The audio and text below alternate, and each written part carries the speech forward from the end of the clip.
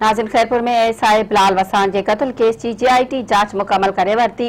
Report में चयो आहे त बिलाल वसान के कत्ल में सरफराज राजपूत मरकजी जवाबदार है। उन हवाले से अपडेट करे रहियो आहे मराठी जो रिपोर्टर फरीद सूमरो। जी फरीद, छा तफ़सील आहिनि? जी अॻूणे एमएनए नवाब वसाण जे भाणे जे एएसआई बिलावल वसाण के कत्ल करण बाद गाड़ी के बाहि ॾेई साड़ियो वियो, जंहिंखे मुख़्तलिफ़ तरीक़नि सां जेको आहे उहो ॿुधायो थो वञे त हादसो थियो आहे, चयो त कत्ल थियो आहे।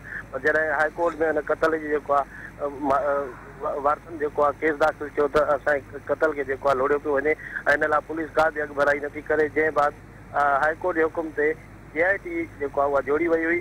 जीआईटी में एसएसपी सखर इरफान समूह भी उनमें शामिल हुयो, जंहिं अॼु जांच मुकम्मल करे अदालत में भी पेश कई आहे ऐं सखर जे घरू खाते के भी मोकिले छॾी आहे, जंहिंमें सरफराज राजपूत जेको आहे उनमें मरकज़ी जवाबदार ॼाणायो वियो आहे ऐं उनमें ॿ जेके नामज़द आहिनि ज़ाहिद राज ऐं सकलेन शाह उहे बेगुनाह ॼाणाया विया आहिनि।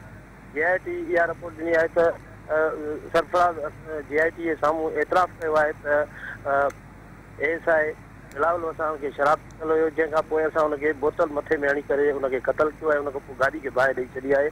इहो हुन एतराफ़ कयो आहे, जेका रिपोर्ट जेका आहे उहा हाईकोर्ट खां पोइ जेका घरू खाते खे बि ॾिनी वई आहे। जी फरीद, तव्हांजी महिरबानी।